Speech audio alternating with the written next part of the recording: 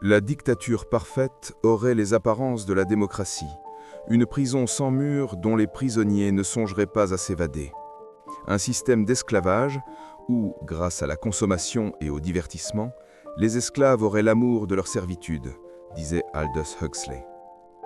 Imaginez un monde où chaque seconde de votre existence serait dédiée à la quête du plaisir. Songez à la promesse d'une gratification instantanée, un flot ininterrompu de divertissement, de distraction et de plaisir facile, conçu pour combler le moindre de vos désirs. Maintenant, demandez-vous, quel prix seriez-vous prêt à payer pour un tel paradis? Et si cette course effrénée au bonheur ne menait non pas à la libération, mais à une forme d'esclavage insidieuse?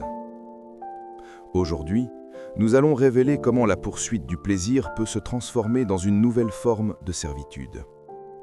En nous appuyant sur la sagesse des grands penseurs et les découvertes de la psychologie contemporaine, nous explorerons comment notre soif de confort et de satisfaction immédiate risque de nous dépouiller de notre liberté. Dans son œuvre fondamentale, Le meilleur des mondes, Aldous Huxley dépeint une dystopie glaçante où l'humanité a renoncé à son autonomie pour l'illusion du bonheur. Les citoyens y sont apaisés par le soma, une drogue qui garantit un contentement perpétuel. Le monde de Huxley n'est pas bâti sur des chaînes, mais sur un plaisir si enivrant que personne ne songe à y résister.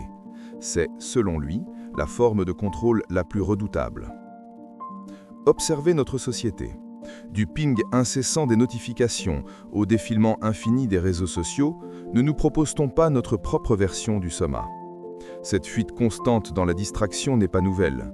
Déjà au XVIIe siècle, le philosophe Blaise Pascal écriva « Tout le malheur des hommes vient d'une seule chose, qui est de ne savoir pas demeurer en repos dans une chambre. » Nous fuyons le silence, et les algorithmes nous y aident, nous abreuvant de plaisirs sur mesure qui nous captivent pour mieux nous laisser un sentiment de vide.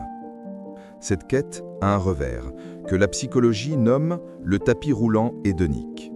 Ce concept révèle que quel que soit le bonheur atteint, nous nous y adaptons rapidement. Une nouvelle voiture, un repas délicieux, la joie s'éteint et laisse place à l'attente de la prochaine dose. Le philosophe grec Épicure, souvent mal interprété, nous mettait déjà en garde. Ne gâchez pas ce que vous avez en désirant ce que vous n'avez pas. Rappelez-vous que ce que vous possédez maintenant faisait autrefois partie des choses que vous espériez seulement. Nous devenons prisonniers de nos propres désirs, courant après une satisfaction qui reste toujours hors de portée. Quel est le véritable coût de cette chasse au plaisir? Le philosophe Viktor Frankl, survivant de l'Holocauste, affirmait que l'épanouissement ne vient pas de la recherche du bonheur, mais de la découverte d'un but. C'est dans l'épreuve qu'il a forgé sa conviction la plus profonde. On peut tout enlever à un homme, sauf une chose, la dernière des libertés humaines, celle de choisir son attitude dans n'importe quelle circonstance. Lorsque les individus manquent de sens, ils se tournent vers les distractions, ce qui ne fait qu'aggraver leur vide existentiel. L'économie de l'attention, votre temps contre votre liberté. Bienvenue dans l'économie de l'attention, un système qui prospère sur votre addiction au plaisir.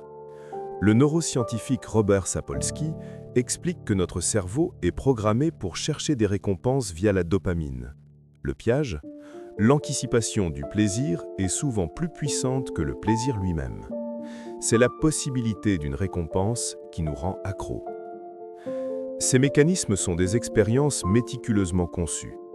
Tristan Harris, ancien éthicien du design chez Google, révèle que les plateformes exploitent nos vulnérabilités. Elles nous maintiennent dépendants, dociles. Cette perte de contrôle de soi est l'antithèse de la liberté. Comme le rappelait le sage stoïcien Épictète, « Nul n'est libre s'il n'est maître de lui-même ». La tyrannie douce. Consentir à sa propre servitude.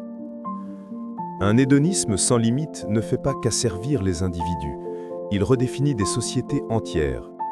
Le penseur politique Alexis de Tocqueville avait déjà mis en garde contre une tyrannie douce où l'État, tel un parent surprotecteur, chercherait non pas à élever les citoyens, mais à les fixer irrévocablement dans l'enfance. Il pourvoirait à leurs besoins, adoucirait leur sort, mais leur ôterait le trouble de penser et la peine de vivre. Le danger caché est que cette dépendance ne ressemble pas à un esclavage, mais au progrès. C'est le monde de Huxley, où l'on aime sa servitude. La clé de la libération, le sens et la discipline. Comment reconquérir notre liberté? La réponse réside dans une vérité profonde. La vraie liberté ne consiste pas à faire tout ce que l'on veut, mais à avoir la discipline de choisir ce qui compte vraiment. Comme l'écrivait Friedrich Nietzsche, celui qui a un « pourquoi » qui le fait vivre peut supporter presque n'importe quel « comment ». Le sens est notre boussole. Il nous guide à travers les distractions vers une vie qui a du poids. Mais pour vivre une telle vie, il faut de la discipline. La discipline est la force de dire non à la facilité et oui à ce qui est juste. C'est par elle que nous devenons les créateurs de nos destins plutôt que les prisonniers de nos désirs. Cette idée est au cœur de la pensée d'Aristote, pour qui le bonheur, eudaimonia, n'est pas un plaisir passager mais une activité vertueuse. Il nous enseigne que nous sommes ce que nous faisons de manière répétée. L'excellence n'est donc pas un acte, mais une habitude. Cultivez la discipline par de petites habitudes cohérentes. Chaque fois que vous choisissez le sens plutôt que la gratification, vous renforcez votre liberté. Ces moments de choix sont des actes de rébellion contre un monde qui profite de votre passivité. Huxley a entrevu ce futur, mais il croyait aussi en notre capacité de résistance. Le choix vous appartient. Les chaînes sont invisibles, mais elles peuvent être brisées. Le chemin est escarpé, mais il mène à la grandeur. Choisissez avec sagesse et avancez avec audace vers la vie que vous êtes destiné à vivre. Envie de vous relaxer? Cliquez sur cette vidéo pour vous détendre. Merci.